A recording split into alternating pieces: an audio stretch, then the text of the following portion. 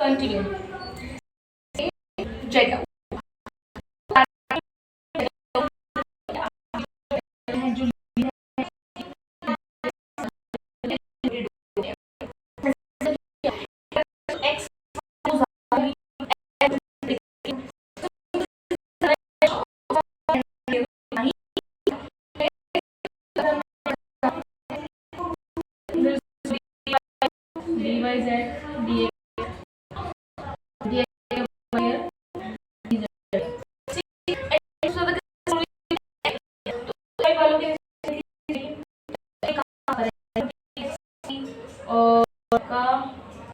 क्या है तो उसको ज्यादा हाई होगी, तो ये आपका हो जाएगा स्प्लिट लाइक दैट। यहाँ दो आ जाएंगे, यहाँ पर आ जाएगा जेड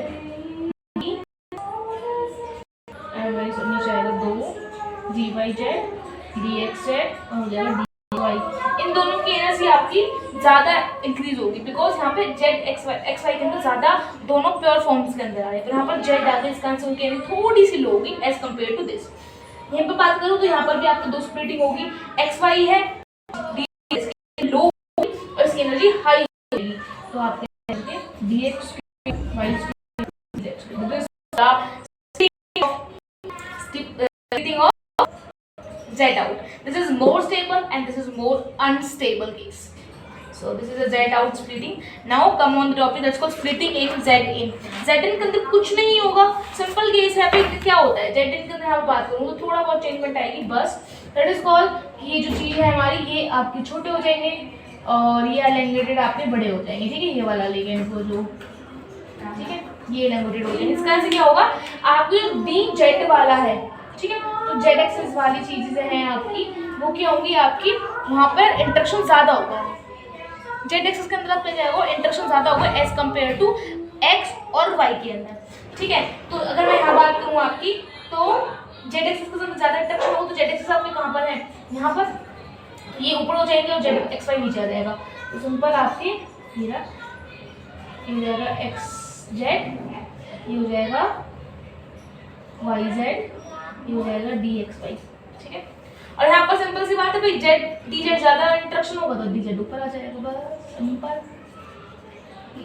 ठीक है। तो यहाँ पे हाईली अनस्टेबल है आपका डी जेड स्क्वायर और हाईली स्टेबल है आपके अंदर D x why because pure form है यहाँ पर इसकी, ठीक है। समझ आया, getting my points, okay. So now अब ये था आपका स्प्लिटिंग जेड इन और जेड आउट के अंदर। अब पूछा जाता है एक्सटेंट क्या होता है जीटीडी का। एक्सटेंट मतलब क्या होता है कि जब हम कंपेयर करते हैं जीटीडी को किसके अंदर डिस्टॉर्शन ज्यादा होगा किसके अंदर नहीं होगा, तो ध्यान रखना आई विल एक्सप्लेन।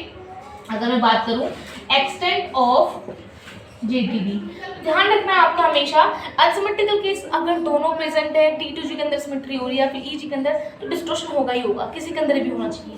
लेकिन अगर कहीं पर T2G भी अनसिमेट्रिकल है और EG भी अनसिमेट्रिकल है, ठीक है, दोनों क्या है आपके अनसिमेट्रिकल हैं, दोनों क्या है आपके अनसिमेट्रिकल है, तो ध्यान रखना जेटीडी हमेशा EG के अंदर ज्यादा होता है, यहाँ आपका ज्यादा होता है जेटीडी, ठीक है। EG के अंदर क्या होता है आपका जेटीडी ज्यादा होता है, ध्यान रखना।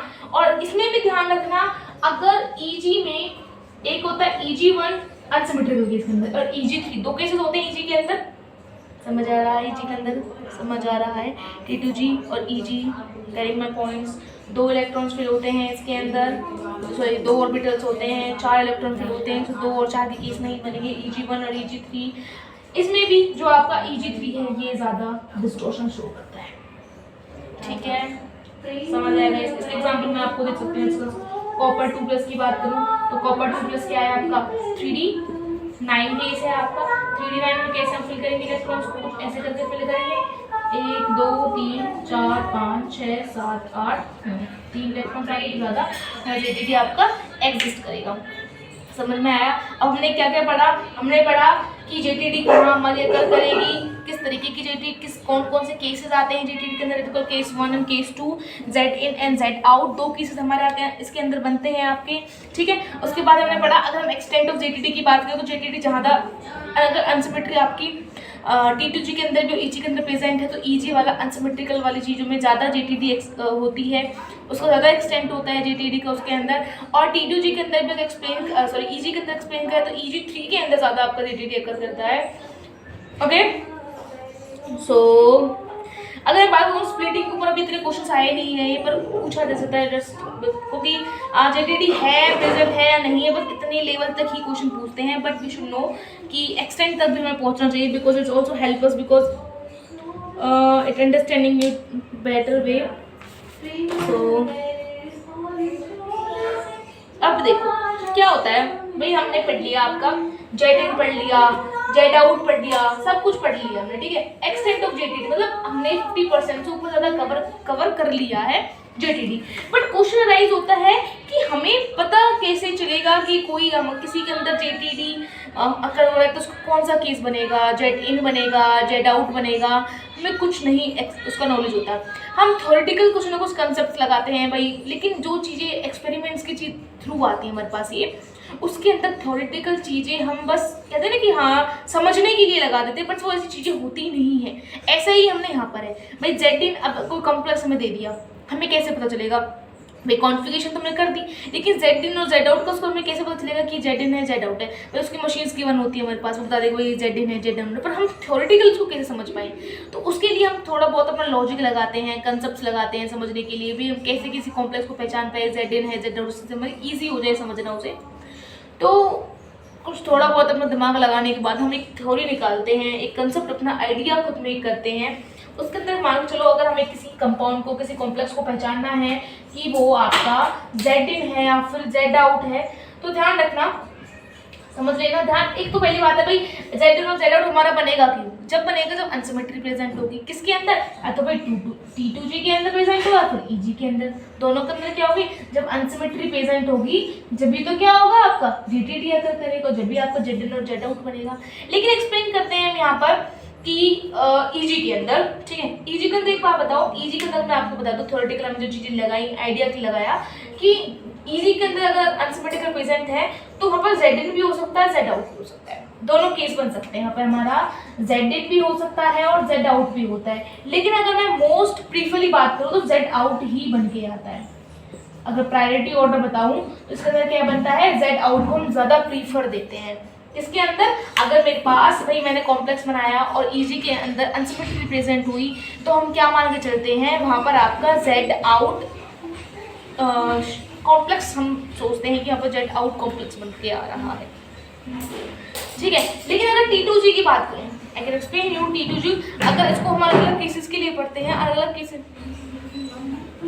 केसेस के लिए मान चलो आज पहला केस लेंगे, इसके अंदर हम आपका D1 के लिए बात करो तो D1 के लिए भाई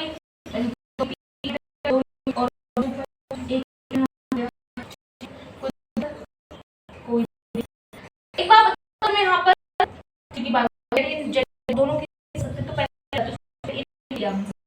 तो जेड इन की बात करूँ, अगर पहले मैं यहाँ पर इसे मैं यहाँ से हटा दूँ, अगर यहाँ पे मैं बताऊँ जेड इन के लिए, तो जेड इन के ये आपका क्या है, ऐसे सेपरेट होने चाहिए। जेड इन में क्या होता है आपका, जेड इन के लिए बना लूँगी इसको, ठीक है। जेड इन में क्या होता है, इन जो जेड एक्सेस वाले हैं वो ज़्यादा इंटरेक्शन करते हैं, तो उसकी एनर्जी क्या हो जाती है आपकी z x z and y z, और डी एक्स वाई की लोअर एनर्जी हो जाती है d z square d x d x, ये होता है आपका जेड इन के लिए, ठीक है। अच्छा एक और चीज़ को एक्सप्लेन करती हूँ मैं, भाई हम डिस्टॉर्शन करते क्यों हैं, JTD क्यों करते हैं, स्टेबिलिटी पाने के लिए। और स्टेबिलिटी हम कब पाते हैं, जब वो अनसिमेट्रिकल इलेक्ट्रॉनिक कॉन्फ़िगरेशन खत्म हो जाती है, वो सिमेट्री बन जाती है, जब भी तो हम JTD करते हैं। अगर किसी JTD करने के बाद वो सिमेट्री अगर नहीं हुई तो वो अनस्टेबल का अनस्टेबल ही रहा, तो यहाँ पर एक केस पढ़ेंगे। जेड आउट के लिए क्या बन जाएगा आपका, उल्टा हो जाएगा, बस यहाँ आपके यहाँ दो हो जाएंगे, यहाँ सिंपल ऐसे चीज। अब बताओ एक इलेक्ट्रॉन है, एक इलेक्ट्रॉन आपका यहाँ पर फिल हुआ, एक इलेक्ट्रॉन आपका यहाँ फिल हुआ, ठीक है। अब एक बात बताओ, यहाँ पर दो ऑर्बिटल्स थे, यहाँ पर एक इलेक्ट्रॉन के अंदर फिल हुआ, अनसिमेट्री प्रेजेंट रही या नहीं रही, रही ना।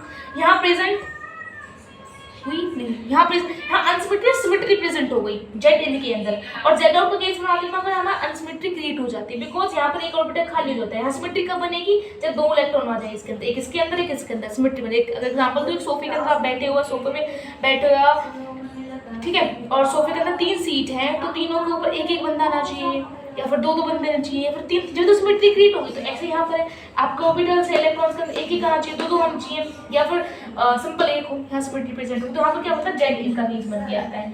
अगर मैं यही बात करूँ आपका D2 के लिए, तो हम जेड आउट को लेंगे, ठीक है। D3 के लिए क्या लेंगे हम, एक्सप्लेन मी, D3 के क्या लेंगे, जेड आउट लेंगे, समझ में आ रहा है। तो ऐसे हम केसेस को यहाँ पर बनाते हैं, ठीक है।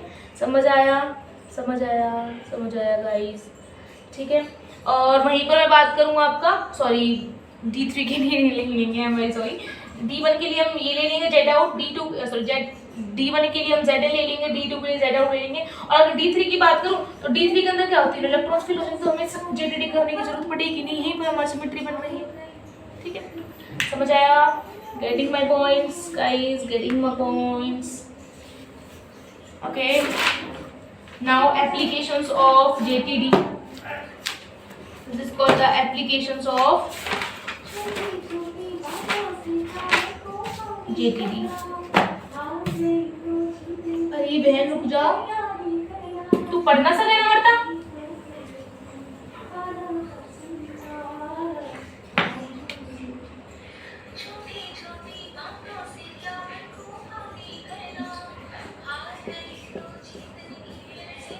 एप्लीकेशंस ऑफ JTD, एप्लीकेशन मतलब क्या होता है, पहली होती है कि थर्मोडायनेमिक स्टेबिलिटी, फर्स्ट इज